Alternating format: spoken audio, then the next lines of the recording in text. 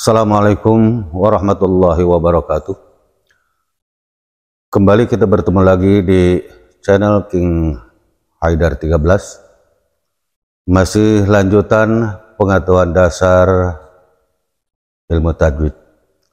Dan tentunya kita akan menjelaskan kembali hal-hal yang berkaitan dengan hukum nun mati atau tanwin yang berhadapan dengan huruf hijaiyah.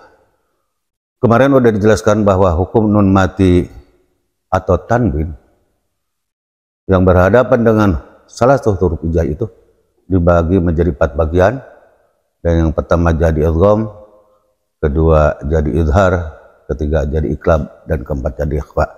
Dan alhamdulillah masalah seputar dengan hukum idgham udah kami sampaikan, dan insya Allah untuk lanjutnya kita akan mencoba memaparkan tentang hukum yang kedua, yakni hukumnya nun mati atau tanwin yang berhadapan dengan salah satu huruf hijaiyah yang menjadi izhar.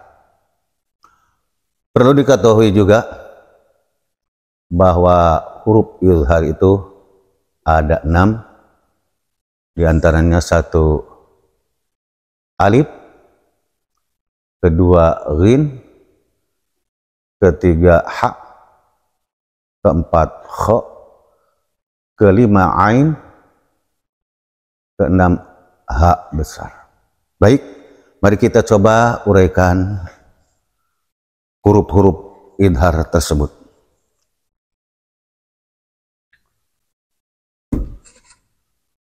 Nun mati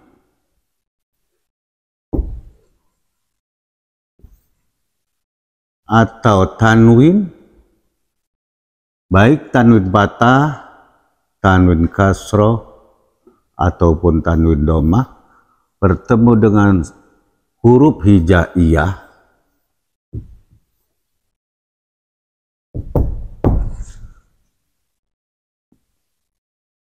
adalah menjadi 4, diantaranya idgham yang kemarin udah dijelaskan. Sekarang izhar. Sebelum memaparkan atau mengerjakan tentang masalah contoh-contoh izhar, maka perlu diketahui apa itu izhar. Izhar menurut bahasa artinya jelas atau terang. Sementara menurut istilah ulama ahli tajwid adalah membunyikan huruf nun mati atau tanwin dengan jelas atau terang apabila berhadapan dengan salah satu huruf idhar. Sementara tadi sudah disampaikan bahwa huruf idhar itu ada 6, di antaranya 1 alif, 2 ghin, ketiga ha, keempat kha, kelima ain, keenam ha. Nah ini 1 alif, 2 ghin, ketiga ha, keempat kha, kelima ain, keenam ha. Disimpulkan kalau kita untuk memudahkan mengingat jumlah huruf idgham, ulama ahli tajwid seperti kemarin mengumpulkan dalam kata irhiqa'ah. Nah ini untuk memudahkan mengingat jumlah huruf idgham. 1 alif, 2 ghin, ketiga ha, keempat kha, kelima ain, keempat ha besar. Itu kira-kira. Baik, mari kita ambil contoh huruf nun mati atau tanwin berhadapan dengan salah satu huruf idhar, yaitu alif, ghin, ha, kha, ain, dan ha. Kita ambil contoh nun mati bertemu dengan alif di dalam 2 kata, man, amana.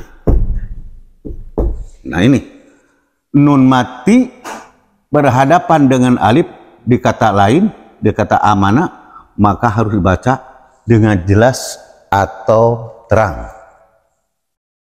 Jadi dibacanya man amana, man amana. Ya, man amana. Juga ada satu hal yang harus dihindari ketika mengucapkan huruf idhar, yaitu pertama antara man dan amana jangan terlalu panjang, jangan man amana. Atau mungkin juga yang tidak boleh dilakukan ketika mengucap huruf idhar, ada pantulan. Man amana, itu tidak boleh. Atau mungkin juga berhenti sejenak, itu tidak boleh. Dalam kata man amana, tidak boleh. Tapi harus langsung man amana, itu idhar. Ini contoh dalam dua kata. Kemudian contoh nun mati berhadapan dengan ghin, huruf ghin. Seperti mana? Seperti min ghillin. Nah ini dibaca min ghillin, min ghillin. Jangan dibaca min ghillin, atau dibaca min ghillin, atau min ghillin, tapi min ghillin, gitu. Dibaca jelas atau terang. Kemudian contoh yang ketiga, nun mati berhadapan dengan ha. Dalam kata, kita ambil contoh min hasanatin, hasanatin, min hasanah, atau min hasanatin. Tuh. Kemudian contoh lain, nun mati berhadapan dengan kho. Dalam kata min khairin, min khairin. Gitu. Sekarang nun mati berhadapan dengan ain. Kita ambil contoh ya. Min ilmin,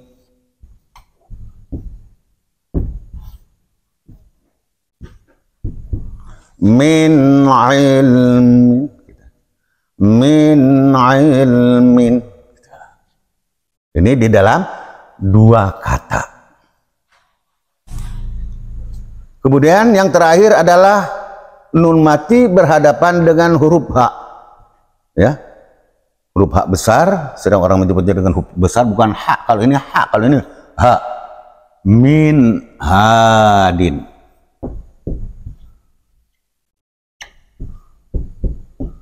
Min hadin, ya. Min hadin, min had. Nah, ini di dalam dua kata. Baik pembacaan kalimat atau huruf di dalam dua kata maupun di dalam satu kata, nun sukun berhadapan dengan huruf idhar di dalam satu kata tetap harus dibaca jelas atau terang. Ini di dalam dua kata. Kalau sekarang contoh di dalam satu kata, ya, contohnya di dalam satu kata ini, yan auna, nah, yan auna. Jadi di dalam satu kata pun nun berhadapan, nun mati dengan bertemu dengan hamzah atau alif, ya, maka harus dibaca jelas atau terang. Jangan yan auna atau yan auna atau yan auna, berhenti, seolah-olah berhenti, tapi yan auna, gitu ya. Tuh. Kemudian nun mati berhadapan dengan ghin dalam satu kata. Kita ambil contoh, pasayun ghibuna, pasayun, gitu ya. Sayun, pasayun ghibuna, gitu. fasayun ghidun, gitu ya.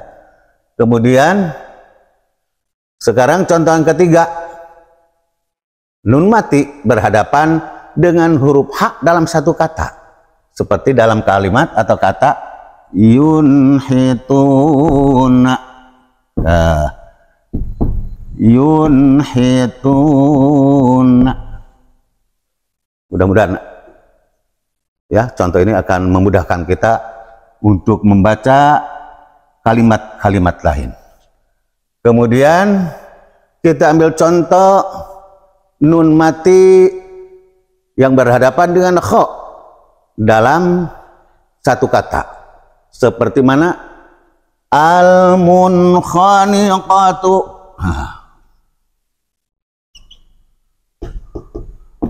Munkhaniqatu, itu al-munkhaniqah, boleh itu ya, itu. Kemudian nun mati berhadapan dengan ain di dalam satu kata, seperti mana? Seperti kata yang sering kita baca di dalam surat Al-Fatihah, an'amta, an'amta, tuh ya, an'amta, jangan an'amta, tapi an'amta, jangan juga membaca an'amta, gitu. Kemudian ada lagi nun mati yang berhadapan dengan H di dalam satu kata, contohnya seperti mana? Seperti kata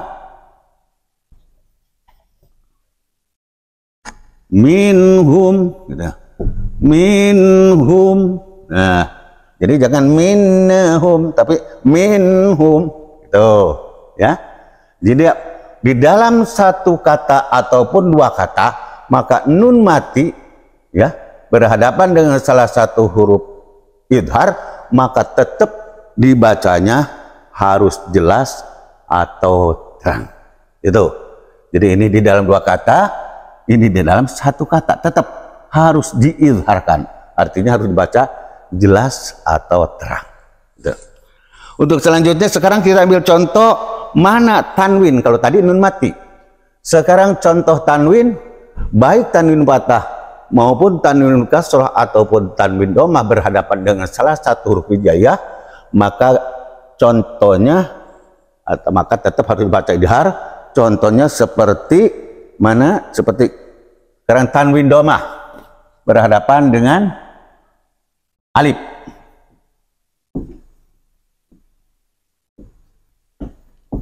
Kullun, ini tanwin kan, tanwin dhammah berhadapan dengan alif dalam kata amana. Ada dalam Al-Quran kullun amana. Nah, ini tanwin dhammah berhadapan dengan alif dalam kata amana, tetap harus dibaca idhar atau terang ya. Kemudian contoh berikutnya tanwin yang berhadapan dengan huruf ghin ya, berhadapan dengan huruf tanwin berhadapan dengan huruf ghin. Contohnya seperti kita ambil contoh tanwin patah.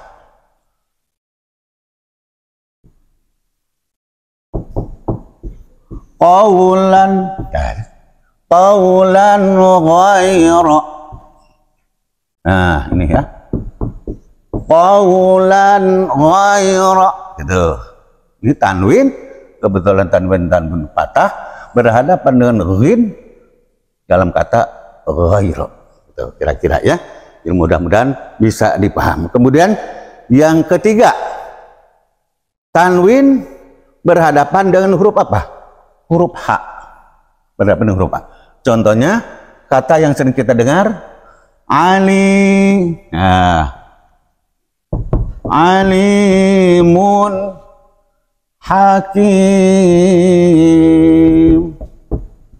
hakimun. Nah, itu ini tanwin dhammah berhadapan dengan H dalam kata hakimun, maka dibacanya alimun hakim.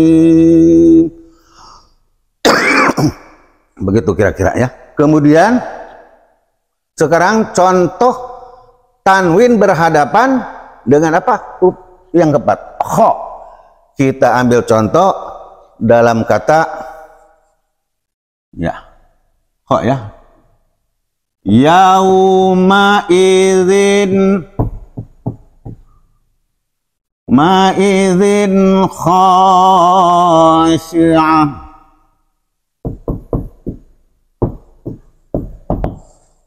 Nah itu yauma idzin khashi'ah, gitu ya. Yauma idzin khashi'ah. Kemudian tanwin, contoh berikutnya tanwin berhadapan dengan huruf ain. Kita ambil contoh ya. Ambil contoh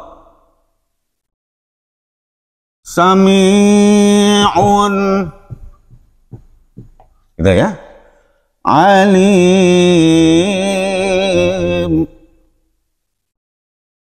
sami'un alim. Tuh.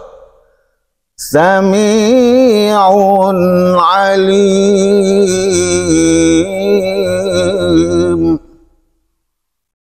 Kemudian tinggal terakhir huruf H.